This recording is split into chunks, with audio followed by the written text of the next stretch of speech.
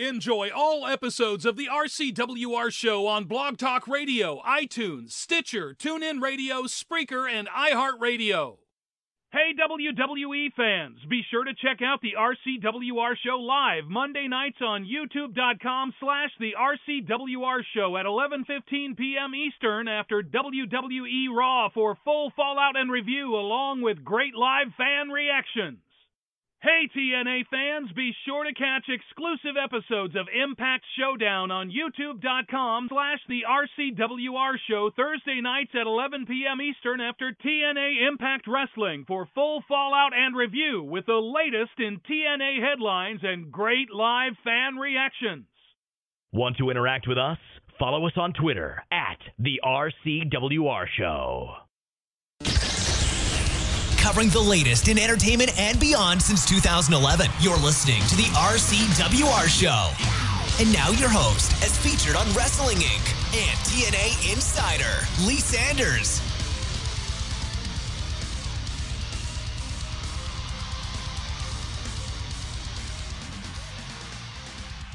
Oh, yeah. What is up, boys and girls? It's your old pal right here, Black Avenger, a.k.a. the Black House Road, Lee Sanders. You are checking out a special Friday night edition of the RCWR show coming at you on June 13th, 2014. Hey, I hope your weekend is getting ready to kick off to a good start. I know if you're a basketball fan, you're probably loving what's going on with those San Antonio Spurs right now, but I wouldn't count out the Miami Heat just yet, man. I'm just saying. Yes, I am a Miami Heat fan, by the way. I do want them to win, but hey, either way, I'm loving the finals right now. We got a special show for you guys right now. I'm sure you guys have probably saw our Facebook activity earlier in the day. We didn't make the announcement official on Twitter and all the other places of social media that we're at until about late this afternoon, but we gave our Facebook followers a heads up first. So if you're not following us on Facebook, you really should. Check out the links in the episode description below. But we have a very special guest that we're going to be chatting it up with here tonight. So without any further ado, let's go on ahead and let's jump right into it. Now, our guest, he definitely needs a proper introduction, so we're going to go on ahead and we're going to give him one, as we're pleased to have him on board with us for this episode. Now, you all may be very familiar with his work in WWE, having recently feuded with Adrian Neville for the NXT Championship. Before that, he was feuding with former Tons of Funk tag partner Sweet T, aka Lord Tensai. In between all that, he was putting smiles on people's faces with his disco ball and dancing entrance with Total Diva's own Naomi and Cameron. Now, Wednesday, June 11th of this week, to the shock of many of his WWE fans, he was released along with 10 other WWE stars. We'll definitely talk a little bit more about that later in the show, but it's truly an honor to welcome on to the show here the one and only Brodus Clay. Brodus, how you doing, brother? Oh, man, I'm maintaining room temperature, man. Appreciate the intro. You got some cool nicknames, too. Well, I'd say Monday and Tuesday was all right. Wednesday was, it was a little surprising. But at the same time, these things happen. And, I was frustrated with what I was doing, and sitting in the bullpen is never fun. And, you want to be out there contributing and, bringing your brand to a higher level. When you're not able to do that, sometimes it's better just for, the two parties to go separate ways. So that's kind of the way I'm looking at it. Okay. And I definitely want to talk to you a little bit more about that later on. But I want to begin now. Correct me if I'm wrong here, because I did not find this out until we literally just came on live. And correct me if I'm wrong here, but this is the first interview that you've done since you had got released, yeah? Yep, that is correct. That's okay. Just more pressure on us. That's all right. It's all good.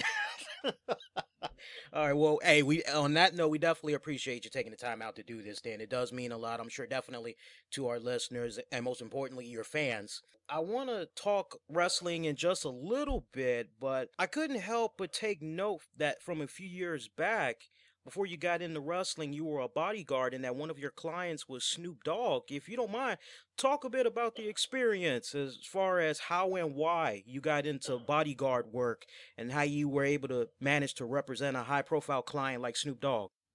A lot of it was just being at the right place, the right time, and obviously, physical presence and having a pretty solid street reputation in terms of like being able to handle myself. That helped a lot, and I worked a lot of clubs in LA and kind of had built a reputation. And it's guys you work with, crews. You never burn bridges in life. Because you never know who you're going to meet and who's going to come back around. And so having a guy I worked with a couple times, like when I first started bodyguarding and bouncing clubs and stuff in L.A., he ended up getting on with Snoop, and he saw me one night, and he told Snoop about me, and then next thing I knew, I got a call, and it was pretty much on and cracking from there. And I moved up the ranks fairly quick. And the cool thing about working for Snoop was not just that I was a bodyguard, I also was a football coach for his youth football league. So I got to do a lot of things that I like to do. The fact that I played football, in college and chased a little bit in the pros after that. And then, so it was cool to do that. Plus I got a chance to use my degree, which was in, teaching and stuff. So it was like one of those things where, at night we did what we had to do in terms of like the club scene and Snoop Dogg being Snoop Dogg. And then during the day we were basically, getting the kids off to school and getting the kids ready for practice and getting them to games and dealing with all that kind of stuff. So it really was just a great experience all around. A lot of people don't realize that when they see Snoop, they think, oh, it's hip hop and all this crazy stuff. But we actually ran day-to-day operations were pretty up and down, like it was from one extreme to another, which was cool. I really appreciated my time with him. Now, how did the opportunity to get involved in the wrestling business come about? Well, the first time, I was always a lifelong wrestling fan, and growing up, and so I had actually tried a couple times to get into wrestling, and they all failed miserably. I drove to Canada in college and went to Ike Crippler-Shaw's School of Wrestling. And that didn't quite work out. I think I was out there like a week, and so that wasn't going anywhere. And then I think I called the power plant probably about 4 or 5 times. They never picked up though. And then eventually, I worked with a bunch of guys who were all wrestling fans and wanted to be wrestling historians and stuff. And I used to work at this spot called Saddle Ranch, and when WrestleMania came to Hollywood in California at the Staples Center, Tommy Dreamer, Mike Bucci, I'm trying to remember everybody was there, like Carlito, Chris Masters. There was quite a few guys that came into the club that night, and I've always been a wrestling fan, so I didn't have them waiting in line and stuff, and I took care of them and put them up on the stage and shook their hands and all that good stuff and just welcomed them. So it was just cool, and we were just kind of hanging out doing our thing. And then, fortunately, a fight broke out, and it was these 2 little guys. It wasn't anything like major, but they were funny. They were fighting over a girl that had already left them, so I don't even know what that was about. And I was trying to be cool with them. I was like, yo, listen, these things happen. Tonight's a special night, be cool. I'll give you all a second. And as I went to walk away, one of them hit me like in the side, and I just looked down like, no, you didn't. Like I couldn't even believe. I don't know what he was thinking, but so I clocked the little 2 heads together and then suitcased them out. And what suitcases is when you grab somebody by the belt and you carry them out by the pants. Yeah. They look like little suitcases as you carry them out. And Tommy Dreamer thought it was hysterical, and he was like, "You need to be doing that on TV." And I laughed back. I said, "Y'all ain't hiring." And then he's like, "Well, actually, I'm I'm part of talent relations for the WWE." And I'm like, well, actually, I'm the head of talent relations for Saddle Ranch. So if you want a job here, you got it. And then he ended up being Tommy Dreamer. Was actually working the club with me. He was throwing guys out and stuff. It was amazing. So just that experience that night, hanging out with him, I was cool with it, And, we kept in touch, and he told me to send him, like, pictures and stuff. And he had asked if I'd ever worked before, and I was like, no. I said, I've watched it my whole life, but I played, organized sports my whole life, but I never really got an opportunity to work in the ring. And then about 4 months later, he basically called me up and he says, hey, we're going to bring you in for a tryout. And I was like, what? And he goes, we're going to send you down to Atlanta, and you're going to try out with Bill DeMont. And I was like, oh, Hugh Morris? Like, cool, And he kind of had a reputation being real tough on like guys that were new in the business and stuff like that. But I wasn't too worried about it. And I went down there, and I didn't do what I would say was spectacular, but I never quit. And, you know, all the drills and stuff were a little different than what I was used to with football and things like that. But Bill saw something in me, and he put in a word for me, and they basically John Laurinaitis came over to me, and he's like, lose 50 pounds, we'll sign you. So I was like, that's it? Okay, cool. And, you know, Bill kept in touch with me, was asked about training, and then he asked me to go see Rick Basson in L.A. and just work on my bumps. He's like, don't work, just do some bumps and do drills and, like, get familiar with that kind of stuff. And it just kind of took off from there. The next thing I knew, I was in Deep South. So kind of happened kind of fast, but, like, a lot of good people were looking out for me. And I think it was just the respect that I had for the business that got me, you know, because sometimes guys go in and they really don't, they're going into a different world, and regardless of what you did before you got there, you're basically starting over. So for me to be like, well, I was an All-American tackle, or, you know, and I did this, and I'm still bodyguard, and I did all this other stuff, that really didn't mean anything in terms of, like, the wrestling world. So that's kind of the way I looked at it. Like, I didn't really ever, like, try to drop names or try to put myself over. I was trying to earn my spot. And that's kind of how I carried myself my whole career. I'm actually pretty proud of that. Right, right. You know, following up on Deep South, I know you were there for about a year. You did the enforcer thing for Urban Assault, and then I think shortly afterwards, you formed your own team, Freaking Deacon. You had some rivalries going on there for a hot minute. I know Johnny Curtis was in there as well. Go a little in depth, if you can, about that first year of wrestling you experienced and how it prepared you physically and mentally, and the overall experience you had working with everyone there. Deep South, I think we were cut off from civilization, and all we did was train and work on stuff, and it was actually one of the, like, in terms of, like, camaraderie and just being a part of something, probably one of the best experiences I've ever had. There was a lot of us, Kofi, Johnny Curtis, myself, Deacon, Mike Knox, MVP, Miz. Like, there was a pretty good group that, you know, that came out of that whole era that time. And there's a few that, you know, names that I've, you know, missed or whatever, but it was really a great group of guys down there and gals, and, you know, we worked real hard, and Swagger, like, it was a really good group of guys, and we just trained hard, and we were real close, and just a really, like, I learned a lot about, like, just like, Bill would push you to see if you could adapt, to see if you could make decisions in the ring without, you know, somebody else doing you. And I had a lot of bumps in the road in terms of, like, mistakes made, but it was always like, but effort was given, and that's all he really looked for. So I never had a problem there. Now, after Deep South, you made your debut for FCW. I think that was like around 2007. Talk a little bit about that, because I remember you feuded with Sean Osborne for a bit. Then you took on Teddy Hart. Then around 2008, I think WWE had released you that first go round. What was the circumstances, as you were told, for the release around that time, and just your overall experience in FCW? My experience in FCW again was being a part of the first days there, so that was a lot of fun, a lot of hard work, and I think it was just one of those transitions where, in my mind, I thought I was ready, and creatively, I don't think they thought I was ready. So it's kind of one of those things where if they don't have anything for you, you've been around, maybe you need to go away. And that was kind of the way I looked at it. I looked at that as kind of a failure in terms of, like, I never made it to TV, you know. I think I did 2 house shows the whole time I was there, like, in terms of, like, being called up. So, well, I think I worked hard, and the effort was there. Just for whatever reasons, things just weren't in the cards for me, and you know, they gave me my release. And basically, you know, it's the same thing with anything else, football, basketball. You know, the coaches just, they don't get it, or it's time for you to move on, and it's just part of the game.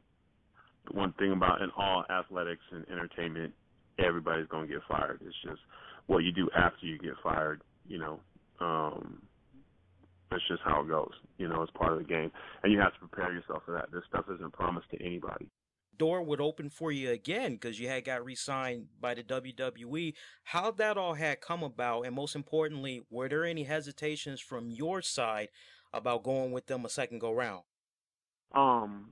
Actually, what ended up happening is, again, in the beginning of the interview, I talked about don't ever burn your bridges. And I think that's important to a lot of people, that when things don't go your way, you want to say at the moment, the heat of the moment, you want to say, well, this or that or that. Remember, it comes back around. Now, I got released from the WWE, and I was back working with Snoop in less than a week. So, because I didn't burn bridges, because I kept those relationships solid. And so I went back with him, and we came off the tour, and he was booked for the Jacksonville show at Raw. And, quite honestly, I really didn't want to go. I had gotten, it's been about a year and a half, and I had been, whenever you get fired from anything, it doesn't matter what type of walk, you don't want to go back. You don't want to be that dude that's, hey, guys, and everyone does the fake hi, but they're like, they haven't called you in a year.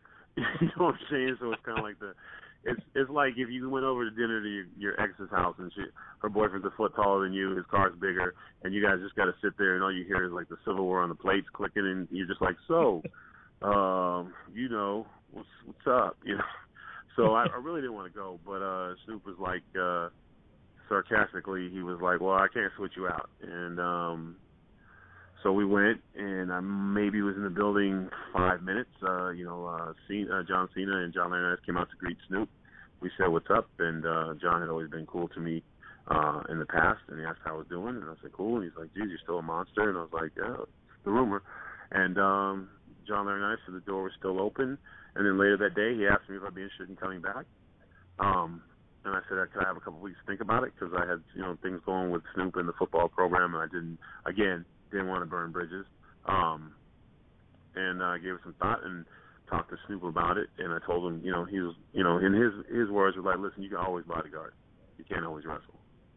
So we made a deal that I'd change my wrestling name to Brodus out of respect for him. And originally it was Brodus Pryor, but Dusty Rhodes was like, what the hell is a Pryor? I'm like, okay, cool, we'll switch it. So I went with Clay. And he's like, what, you from Alabama? So but Brodus Clay stuck. I love Dusty, man. He was the best. He really is the best.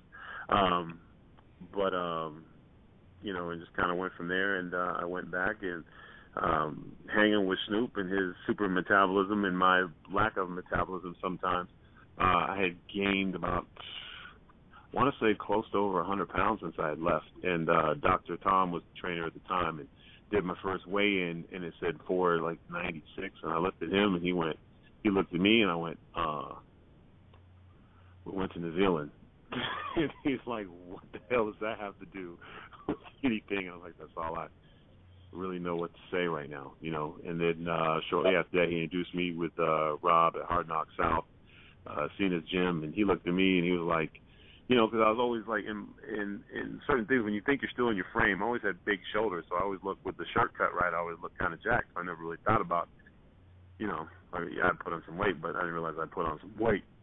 And, I remember my first conversation with Rob, and he looked at me, and he's like, how'd you pass your heart stuff? And I was like, what? Like, I'm a big guy, And he's like, what are you going to do in my gym? I'm like, train. He's like, how are you going to lose weight? I said, maybe not eat so much. And he's like, all right, we'll give it a try. And I've been there ever since. And, dropped over, 170 pounds and, kept all my strength and all that good stuff, just hard work and dieting right. And, just had some great people around me. And I still, like I said, I train to this day, actually was, I'm with Rob pretty much 3 or 4 days a week. And it's just been a complete lifestyle change in terms of I've always been strong, always liked to power lift. But now I have science behind it and technique behind it, and my numbers are better now. So just all in all, good experience, And that's good. No complaints on my part. And then things just kind of came together. The Funkasaurus wasn't the plan, but it ended up being the journey. And it was a challenge to play a character like that. That was really I like to joke around and tease and things like that, but I'm not much one for dancing. So when asked to do that, to embrace it, and I really enjoyed it. It was a great opportunity, and it made me stand out we had 7 monsters and we only had 1 Funkasaurus. So it's one of those things where someday, many years from now, I'll probably be somewhere and there'll be some adult who'll be like, hey, man, were you the guy who used to dance and rip his pants off? And I'll be like, yeah. And he'll be like, I used to watch you when I was a kid, and when those things happen, then I'll be like, well, that's cool, Going back for a second, I remember when you had returned to FCW, you would eventually go on to be part of that 4th season of NXT. I remember you were originally paired up with Ted DiBiase and Maurice as your pros before winning the opportunity to choose your new pro, which was Alberto Del Rio. But we only saw him by your side for a couple of weeks as the duties were passed along to Ricardo. To your understanding, was there any particular reason why Del Rio stopped appearing with you that season? Well, if you look at the character that Del Rio was, this is an aristocrat, a millionaire. I was trying to earn the right to be at his side, so he wouldn't be there. Of course, he would have Ricardo there, and Ricardo would follow his instructions. That would be like, if you was imagine when, with Ric Flair, when they were grooming Lex Luger around him, would Ric Flair be on NXT with Lex? No, he wouldn't.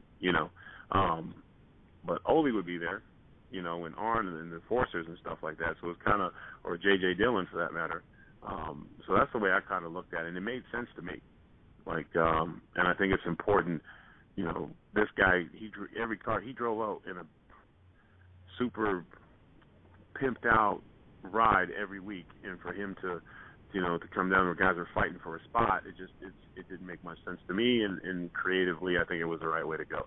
And and it gave Ricardo a platform, to show himself as a manager, and we came up short, but we should have won that thing. And I know shortly after that season wrapped up, you would go on to main WWE program and be Del Rio's bodyguard for a bit. Talk about what it was like working with Del Rio and how helpful he was, if any, to your career earlier on there. Alberto was just a class act, man. My nickname for him is El Presidente. He just carries himself in such a way, and his knowledge is like vast, and we always get along, and I had a good mind of the history of the business, and he's got a great lineage in the business, so just being a sponge around him, and same thing with Ricardo. Like Ricardo would, as a manager, he's just really didn't get enough credit, but in my opinion, like he could be the next, Paul Heyman, like with just the way he carries himself in the ring and how he's in the match, and he's, he knows what you're going to do before you're going to do it, and to look for him for confidence and advice, it was a great situation for me to be in. Like it was a no-lose situation for me, and I think our time was short, but it was a great experience. Yeah, afterwards you went on to film that movie No One Lives. Talk about how that opportunity to do the film came about. That was your first theatrical film, right? Yeah. Basically, I was coming off of Christian had just beat Alberto at on the ladder match for the championship, and I had caught the little ladder in the head and got busted open, and there was all that blood and stuff, and I had to get staples, so I was going to be on the shelf for a couple of weeks, so I was kind of upset about it. And I remember John Laurinaitis came up to me and goes, "Hey, there's this movie project," and I was like, "I'll do it." He's like, "You didn't let me finish." I'm like, "I'll do it. I don't care. It's a movie. I'll do it." He's like, "Okay." And so then he's okay, we'll get ready for casting. And I assumed that casting was where you go audition for something. But they actually dipped me in plaster to make a body double for my death scene. So I found out real quick I was dying. And then I found out real quick how I was dying. And I was like, oh, man, this is going to be really cool. It's going to be different. So just kind of went like, someone says movie, and I'm like, I'm in it, So it was a great opportunity and met a lot of great people and had a cool fight scene, and saw myself in a movie theater, which is always a bucket list kind of deal. And, it looks like it's going to open some more doors for me theatrically, coming up pretty soon. So just all in all, just a great experience. Awesome. Now, did you find the theatrical acting to be the same as far as learning goes compared to being an in-ring performer, or was it different? Well, a couple things. Like we had Freddie Prinze Jr. for a little while, and of course, the American Dream, Dusty Rhodes. In his mind, he doesn't teach wrestling. He says he paints canvases, and he wants us to be and tell stories of life and acting. So that's how he looked at it, and that's how he taught. So, that's where we learned that, and theatrically, to play a character was the role. To be Ethan. I'm the Funkasaurus. I've been Brodus Clay, and then Ethan, and to be something different like that was exciting. The only difference is in the WWE, you need to be prepared now. Go. You don't very very little second chances. Something's live, it's live. You can't get it back. That's why I think sometimes we don't get enough credit as entertainers, because a lot of these shows, they have rehearsals and they film it over and over again. They don't have a live audience, and we're live. Like one take, sometimes maybe two, but for most of the thing, like everything you do is in front of the people, and to do that at the same time being a character, and at the same time getting the points across is difficult. And in acting, you have to do it over and over again, which is also difficult because you have to maintain. They'll film, like that first scene I did, I was like, okay, well, what's next? Like, no, we got to film it from a different side, then another side, and then different lighting, and then different phrases. Like it's unreal, the different preparation that goes involved in like a movie and in wrestling. But the wrestling aspect helped me with the transition to movies, where I think it would be difficult to train if all you did was script acting to transition over to wrestling. I think or sports entertainment would be difficult. Let's talk about your Funkasaurus character. You had made your debut on Raw, but there's this one thing I kept noticing. I need your help right here, because we kept seeing the vignettes for you. You was coming, but it seemed like it was a running gag, because every single time, next week came, we didn't see you. Why did it kept getting pushed back? Because it seemed like they kept pushing it back for at least maybe 2 months, a little less than that. I would love to tell you, but to be honest with you, bruh, I was coming into work looking at that sheet every day. Today's the day. All right. Today's the day. All right. Today's not the day. All right. Today's not the day. All right. I think, honestly, they just didn't know whether to let me be the monster or to let me be the Funkasaurus. And honestly, for a while, it was going to be Heavy G, and nobody wanted to be called Heavy G. You died and you're doing your thing, and that's the last nickname you want to have. And I actually came up with Funkasaurus.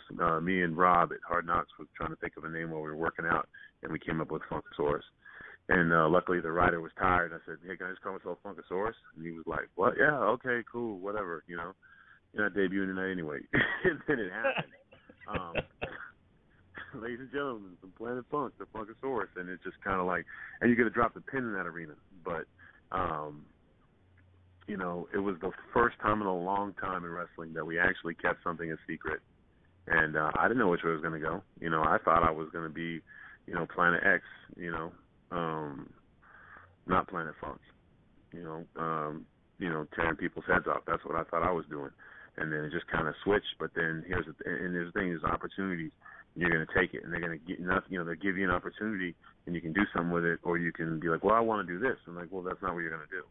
So, but it wasn't. It was one of those things where there was so much support. I think because Triple H was working with me, and Double A was working on me on on the Brodus Clay, the Juggernaut, the beginning, the end, from the monster side of things. And I went with talked to Vince, who helped me with the dancing and stuff, and of course I went to go see the American Dream. And whenever I had a question, I always hit up Coach DeMont and stuff like that. So, I mean, there was great things in place. They went with the Funkasaurus direction, and I did the best I could, and I stand behind it. I think it was a good character. I would have liked, some things to go differently, of course, but overall, like the reactions and the fans and stuff was, I couldn't ask for like a better opportunity in terms of like a chance to branch out and try something different that hadn't been done in a long time. Now, correct me if I'm wrong, and you cut me off at any time, but I recall in an interview you gave a couple of years back how you came up with the Hall of Pain gimmick, and this was apparently meant for you as you were trying to pitch it to creative, because I guess you were kind of waiting for them to give you something, and they basically said to you, well, that sounds pretty good, but we'll think about it, whatever they said. But in either case, you didn't get that, as months later we would see it would go to Mark Henry. So I got a two-part question for you. How did you come up with the Hall of Pain gimmick? And how much of what we saw in Mark Henry's version of the Hall of Pain gimmick mirrored your version? Completely different. And, here's the thing, like, Mark, I've dropped, we pitch ideas all the time. And, and he'll Brodus in the vignettes that we're running, that was the character. And we decided to go in another direction with, the Funkasaurus. And then here you have, Mark, who's every bit of a super destroyer, and he's the world's strongest man, and the angry Mark is a world of pain for anybody. So here's the thing: you have an idea, and it's just an idea. It's just something on a piece of paper. Somebody takes it and makes it their own and makes it something new. It's not yours anymore. So I never felt like he took anything from me, because I wouldn't have done it the same way he did. I would have done it the way that I interpreted it. He took it and he captured the championship with it, and he had people afraid. And when I was doing the similar thing, I had the same thing, but I didn't get a chance to do those things. But, Mark is an extremely talented guy, and he can do it. He can make you laugh and he can make you cry. So he took it and he ran with it. So, on my end, I don't ever feel like anything was taken from me, because I wouldn't have done it that way in the first place. Interesting. And what were the circumstances for you teaming up with Tensai, aka Sweet T? And do you feel in retrospect that the WWE fans probably sabotaged his career in the WWE this go round, since he was an established wrestler overseas before returning to the US? Because, it's kind of safe to say it didn't really help seeing on WWE programming fans chanting Albert each week. Well, Tensai, I'm always going to call him Sweet T. I just like it. Sweet T, I just like that. I named him that nickname, and I'm always gonna like that about it. But I think he's one of the, people say big men or whatever, but I really feel like he was one of the great workers. And you never know what the universe is gonna do. You never know what they're gonna like, what they're not gonna like, and everything has an opinion on their side. Him tagging with me, I wanted us to tag. He wanted, to tag. And being two heels, I thought would have been awesome. But then at the same time, the challenge of being two big baby faces was cool too. So, I think the chance of Albert, as a heel, I think it was great, because it got heat. And it made people talk about it, and it made them complain, and they didn't like it, and make everybody uncomfortable, and everybody had something to say about it. So in my estimation, it worked. Because being a bad guy is to be disliked. Being a bad guy is not to be cool. And we've kind of forgotten that. When Terry Funk was a bad guy and One Man Gang was a bad guy, they weren't cool. People disliked them. They called them names. They tried to tease them. They tried to get at them. That was the point of being a heel. It wasn't to be, cool. And so it just depends how you look at it. I liked the fact they were uncomfortable with it. And when we were tagging together, they'd call him Albert. I would yell from the apron, "Come on, man, it's Sweet T, help me out," and the people would do it. So, it is what it is. I always think if they're talking, you got them. If they're insulting you, you got them. If they're not saying nothing, that's a problem. If you can drop a pin, then that's a problem. So I just look at it differently. My time with Sweet T was awesome. I had a lot of fun working with him, and I like the way things ended with us. But my frustrations with my WrestleMania, situations or whatever, and just butting heads with the girls and stuff. It was time for a change, and I wanted to do my own thing, and I took a risk, and I guess it didn't pan out, but I had to do it. I had to branch out and had to do my own thing. And, no regrets on my end. Yeah, go in depth for me about that, because eventually we did see the next evolution of Brodus Clay. You broke away from Naomi, Cameron, Sweet T. You began actually feuding with Sweet T, R-Truth, Xavier Woods. Walk us through what was happening at that point. Was this you getting the green light by creative to experiment as a heel, since what you were trying to pitch, months or a couple of years back? Or was this what we were seeing at our ends on TV, a collaboration between you and WWE Creative to work on evolving your character together? I think this is when, looking back, is one of the things that I don't think I was vocal enough about. My frustrations, I think, became to where I became real quiet, and I stopped like talking as much as I probably needed to people. So, and that was just me. Like, that demeanor was basically how I was feeling. Like, I was just frustrated and obsessed, with losing my match at Mania and things like that, and just the accumulation of a lot of things and wanting to be more and wanting more and not necessarily getting it, and just that frustration. So that, that character, that heel, that promo I cut on Miz TV was generally how I felt. And what could have been a launching pad turned out to be a crashing pad. And, I got no one to blame for myself on that. I should have probably, looking back, hindsight's 2020, should have been pitching more ideas, should have been doing things like that. But I think I just got so defensive and so guarded about things that, and that's just human nature sometimes. You feel like you're on an island by yourself, and anybody who looks like they're trying to help you, you don't know how to react to it. So, and that was a real way I was feeling at that time. Like, the character sometimes dictates, reality a little bit. And that's kind of how I was feeling. It's just, I wanted to do well. I wanted to succeed. I wanted to do more. I wanted to contribute, and when you're not getting that opportunity, or maybe you're not fulfilling or reaching your potential, like they think you are, and things like that, you become very frustrated. And I think just that was kind of the way I would describe the last few months of the WWE. Like, I didn't want to be one of those guys who just hung around until his contract ran out and didn't do anything. Like, I wanted to contribute, and not being able to do that, or not being, being sat down, or, other guys doing it and hitting home runs, and you're hitting base hits, it's just not enough. So, you got to look at yourself and think, what could you have done better, and learn from it and go from there. I mean, that's just, that's the way I'm looking at it.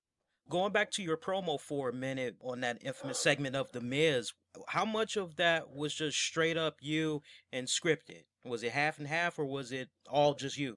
No, that was me. That was me. Gives you new meaning now, folks, when you watch that for a second time after hearing that. Brodus, I gotta ask you. Whoa. Stop right there. Be real careful what you say to me, because this ain't gonna end in no dance-off. So take that look off your face before I knock it off. Brodus, this isn't about you and me. This is about you and Tensai. There is no me in Tensai. I done dropped that ton of dead weight. I'm done with that. I'm moving on. I don't need him anymore. And I don't need a bunch of wannabe Brodus Clays dancing around me, messing up my style. Really? Wannabes, huh? Yeah. Really? Really? Really? Really? Because the way I see it is, they did you better than you.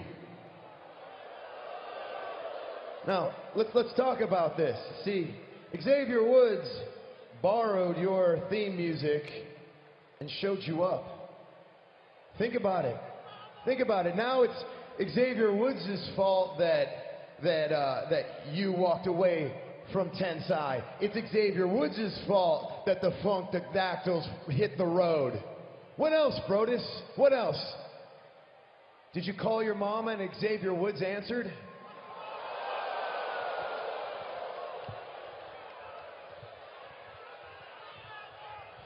First of all, don't talk about my mama. And second of all, did anyone ever see me say to Xavier Woods, you could use my music? Is it on film? Is it on the app? Is it backstage? We can settle this all right now. Let's hit the cue. Let's see it. We can end it all right here. Let's run it. Exactly. Nothing. You got nothing. I never gave him my music. And they didn't cheer for that fool. They cheered for my music. And you think this is about Xavier Woods? Xavier who? 6 months from now, no one will remember his name. He's nothing. I'll tell you what this is about, Miz. I'll tell you why I'm so angry. 267 days ago, WrestleMania 29, which should have been my greatest moment, my time to shine, my launching pad to take me to the next level, but because of 3 ingrates, Tensai, Naomi, and Cameron, my match was canceled. I was humiliated because of them. After everything I've ever done for them, I made them somebodies. They had nothing. They were respectable. I gave them names. I named them. And what they do? They cost me my moment. When I should have been in this ring at WrestleMania, the highest point, beating Cody Rhodes, Damian Sandow, and the Bella Twins, I didn't get that. And just to show you, like, karma bites everybody, right, Miz? Everybody has a bad day, right? How'd it work out for everybody, Miz? Cody Rhodes reunited with Goldust. They went on to be WWE Tag Team Champions. Damian Sandow won Money in the Bank and got an opportunity to be WWE World Heavyweight Champion. And the Funkadactyls and the Bella Twins, they got a reality TV show. I got to see them every week. What I get? What I get, Miz? I'll tell you what I got. I got one of the biggest, strongest, most devastating big man in the history of our business 10 years ago. Because I ended up with this big head, washed up, never was, has been, who didn't even know who he was anymore. Would be in the ring and they'd be chanting the wrong name, Miz. The wrong name. I had to rename him. People call him Sweet Tea. They called him Albert. It was embarrassing. You know what? Just to show you, Miz, that it's not his fault that he can't ever be anything. He's had 5, 6, 12, 37 runs in the WWE. As soon as he realizes it's over, I'll give him a real job. I'll let him drive my car, book my travel. Heck, if he's a good, I'll let him stand in the corner. You know, one of the last good things I thought that we saw of you in the WWE, and I would love for you to talk about it a bit if you don't mind. You were feuding with Adrian Neville for the NXT championship, and my God, man, that was some really great programming. I enjoyed it so much. I was actually talking about it the other day on YouTube, and I said, with regards to TakeOver, I was under the impression that maybe it was going to be you and Neville, a rematch for the title. Tyson Kidd just kind of came left field because I was already sold on you and Adrian. Talk about what it was like working with the NXT champion there for a bit. It was. I thought, that was what I needed to get out of the slump. That's what I needed. I needed a platform, and NXT is a great, great opportunity. It's a great show. In my opinion, it's like the new brand. It's like almost another world in terms of like, there's Monday Night Raw, there's SmackDown, there's NXT. And in a few years from now, I would be willing to bet anyone that NXT will be just as big as SmackDown, Raw, main event, if not already. Seen all over the world, and there's great talent on there. So to be in that opportunity and get a chance to have basically my own show and a chance to talk and a chance to work and and have time and establish things and just be the thug I want to be in the ring. I think that's going to serve me well in other things I got coming up. I would have liked it to have been the launching pad for new things going to WWE, but sometimes it just doesn't work out like that. But by no means do I feel like it was I had a bad showing. I'm actually very proud of that. And Neville was a great guy to work. Awesome. I mean, he had headbutted. He came off the top rope. I caught him. His face hit my forehead. He lost 4 teeth, and nobody knew it till the mouthpiece came out. I mean, that's tough. That's tough. Straight up.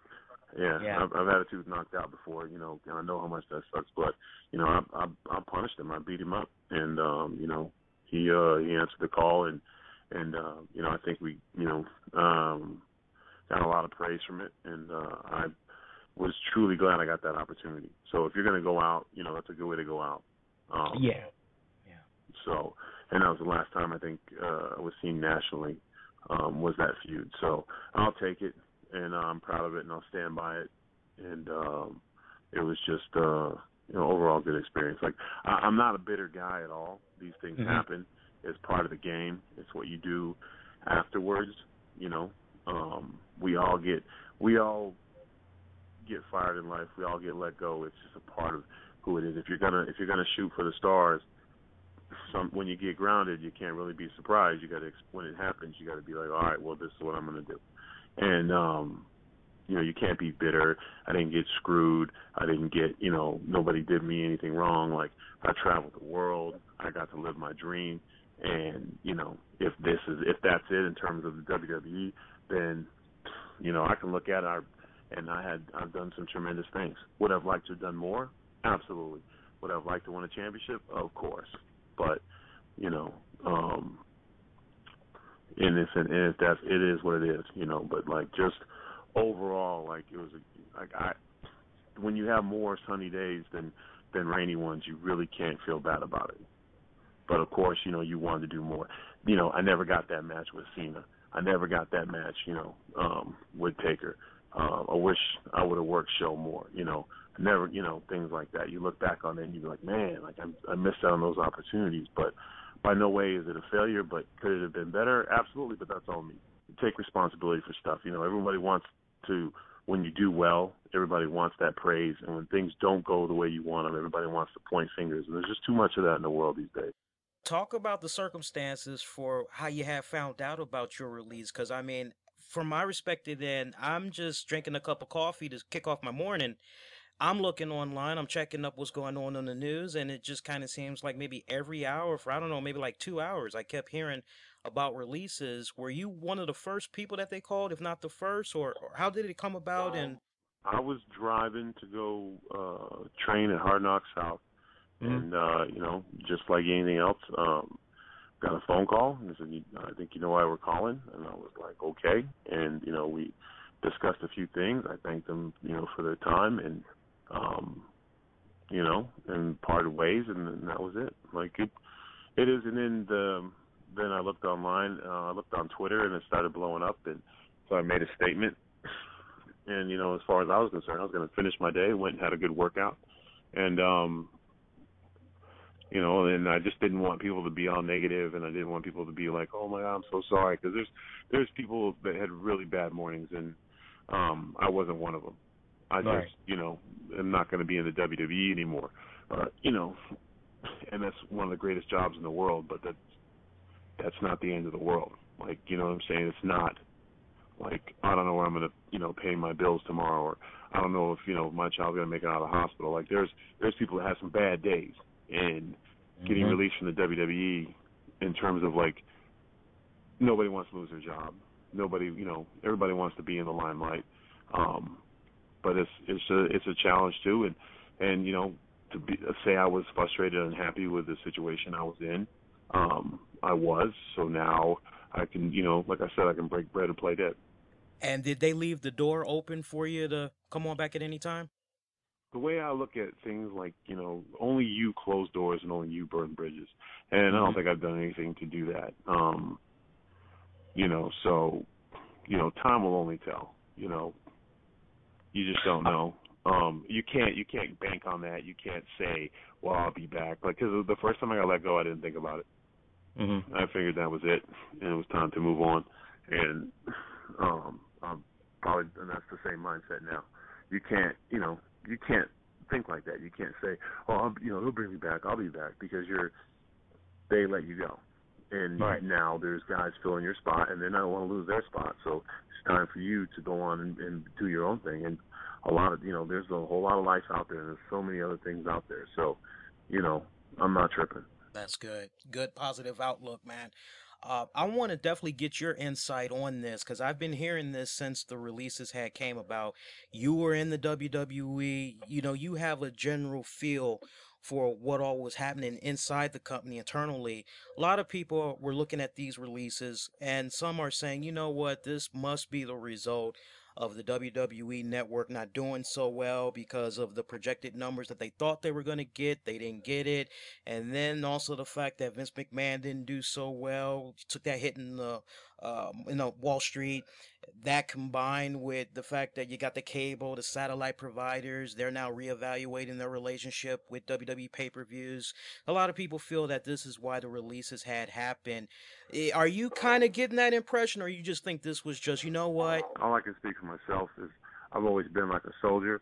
I don't, pay much attention to that kind of stuff.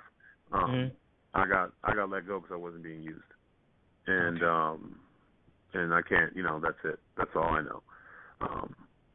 That wouldn't make much sense to me or to anybody else that if the network lost money and things like that take time. The network is building, and it's we won't know if the network is good or bad for another 2 or 3 years.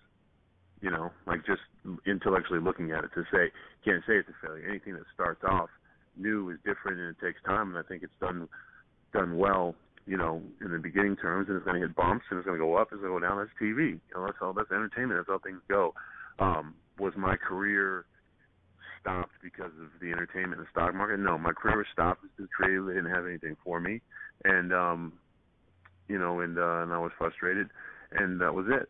So it's nothing. There's no conspiracy. There was no aliens involved. Bigfoot didn't jack me over. Nobody stole nothing from me. They just, Brodus, we don't have anything for you right now, and so we're gonna let you go do your own thing. And can't get any more straightforward than that. And that's what you should want. That's what everybody should want. When things happen, and you can make all the excuses in the world, but it's just what happens. It's just life. It's part of the game. Guy gets cut in the NFL. It happens. Was it because they didn't win the Super Bowl? No, it was because they think they have someone who can do your job better than you. That's entertainment. That's sports. It's no different. Of course, you don't want to hear that. No pitcher, no basketball player. Do you think Dwayne Wade wants to hear that they think he's slow and he's old now? Nobody wants to hear those things. Right. And, or they just we're going in a different direction. It's just how it works. It's how it happens. There's nothing you can do about it. It's life. And you can always prove them wrong. And, there's the whole world. There's Japan's out there. There's TNA. There's great indies. There's Hollywood. I'm doing stuff with Fit Camp Meals and, Fit Camp and stuff like that. So, there's a whole life out there. I'm going to Japan to do one of my bucket lists, to go fight the good fight with the dolphin causes and the people who do the Cove and the Barry family. So it's I'm solid, man. I'm good. I'm not tripping. These things happen. We're winding down here. Can you, if you have a message of any kind to those that have supported you all these years, what would you say to them? Keep up the love. I ain't going nowhere. And I said ain't. I'm not going nowhere. I'm looking to do some new things. I'm gonna keep entertaining, get my hustle on, and just don't burn bridges, yo. Do not. Don't talk bad about nobody, even when sometimes you feel they deserve it. But in this case, everything's on me. I appreciate the love. Haters gonna hate, but I love the haters because they inspire me. Because I've never met a hater that had more money than me. So, so I'm not tripping. I feel good physically. Still training, doing my thing, and looking for big things in the future. So, but again, do not burn your bridges. That's all I can tell you. Kids out there, don't burn your bridges. Take a punch. You get hit in the mouth, you get up. And that's got hit in the mouth Wednesday. It's Friday, and I'm good. Well, Brodus, I know we're definitely following one another and everything. Definitely stay in contact, man. Anything we can do to help spread the word about any projects you're doing. We definitely would love to have you back one day, man. Hope we can make it happen. Oh, yeah, absolutely. Well, you stay strong, man, and all the very best, and you have a good weekend. Happy Father's Day. Oh, appreciate you.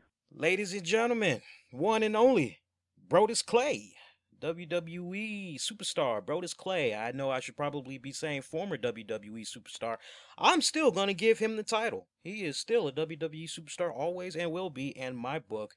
Appreciate him so much for coming by the show. Really means a lot. I hope you guys had appreciated that. And most importantly, I really hope that you take to the heart of what he said with regards to make sure that you do not burn bridges. It's so funny that he had mentioned that because I've got a funny quick story I don't mind sharing with y'all because it relates to exactly what Broadus was talking about.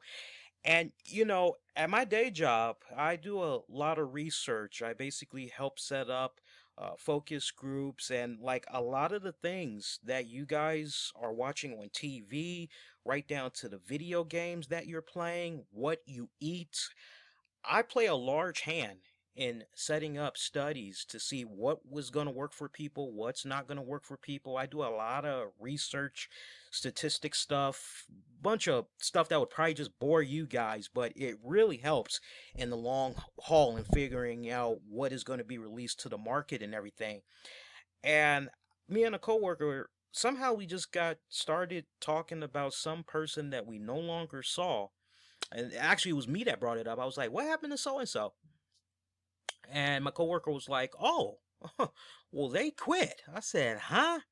This guy's like in his late 50s. He quit? That doesn't make any sense. And how long was he employed here?" And it's like, "Oh, he was employed here for about 5 years." It's like, "And he quit?" He's like, "Yeah, I don't understand. Why did he quit?" And this guy quit for like the silliest reason. You can't make this stuff up, folks. He was working a really nice desk job in a separate area from where we were. There was like a little exclusive group where he was. It was about maybe 3 to 5 people that was over in this little section that he was in. So you have your own little office, basically. You got your own little respected little family, nice little close knit. Pretty exclusive over there. Well, apparently the big boss had pulled him in the office and said, "Look, I really haven't been that pleased with the recent work that you've been bringing in. It's not what it used to be. It's not even bare minimum. It's actually below average, and that's just not going to do it. Look, you've been with me for all these years. You've put in a lot of time, a lot of good work. I want to keep you on board.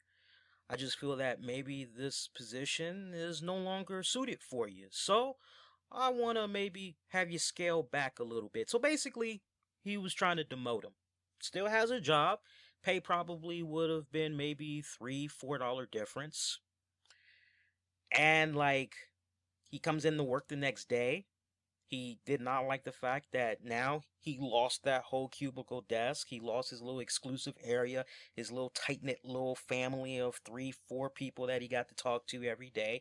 Now he's in a completely different section where he's more out in the open, and he's got to do a little bit more grinding to get results and everything. And when you know, after one day of sitting out in the open, pretty much with everybody else, and everybody just loves one another in that respected section. Everybody is just giddy and chatting it up. "What you doing for lunch? Let's go tag team. Let's go here. Let's go there." All that good stuff.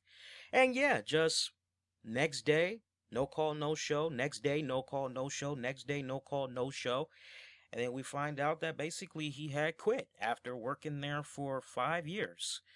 And it's just silly when you hear stuff like that, because it's like you don't want to burn your bridges, like Brodus said. It's like you never want to be in a position where if things don't work out for you and an employer, you don't want to burn bridges, because you don't know what may happen down the road. We all cannot predict the future, so stuff happens. And heaven forbid, you're in a bind, you need to go back to something that maybe you didn't really like doing years back, but you know what? At least you ended things in a way where, hey, you put in your 2 weeks notice, you worked all your shifts, you came in on time, you did what you were supposed to do, and then some. That's gonna actually make you look good as far as being rehired and everything. Now, look, I can respect somebody for just being in a position where their employer is just treating them like total crap. There's like some discriminatory things that's going on, just some foul stuff that's going on, and it's like you want to just get yourself out of there as soon as humanly possible. I can definitely respect that position, no problem. But if you have a position when it comes to your employer where the supervisors are treating you good, management is treating you good, maybe your only problem is that they don't pay you enough, you're not getting enough hours. Well, before you just say sayonara, mother lovers, do what you can to try to see if you can make the transition of leaving them and going to another employer right, because you never know when you might need to go back to that line of work again.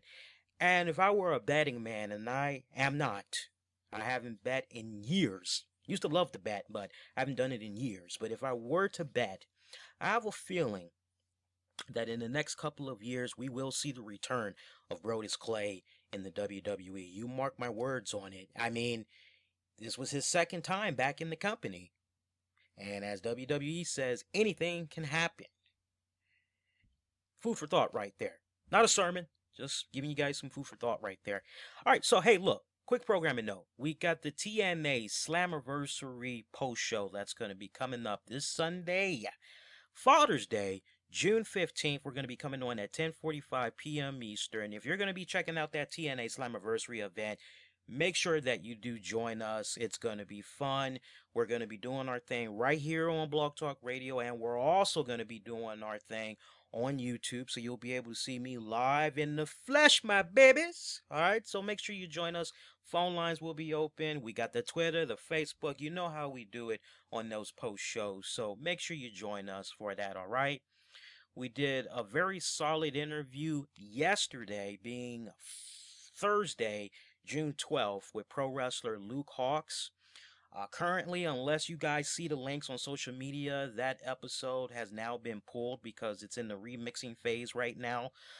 But I'm giving this Brodus Clay interview high priority. So for those of you that's going to be looking for our superior, great sound quality conversation that we had here with Brodus Clay, give me about, I would say give me about less than maybe 3 hours, because I really haven't had time to catch up on some rest yet. Give me about 3 hours, though. I'm going to remix it as quickly as I can, and we'll actually have the remixed, true great sound quality conversation with Brodus Clay be available on our YouTube channel, also on Spreaker, iHeart, and SoundCloud. Just check out all the links in the episode description so you can find it that way, all right? And that's going to do it. And hey, we do have more episodes available for y'all to check out in case you want to check out some more of our stuff. As hey, I'd love to have you subscribe to us, man, especially if it's your first time checking us out. You know the links. Go check it out. And in the meantime, that's going to do it. On behalf of Brodus Clay, great freaking guest right there, too.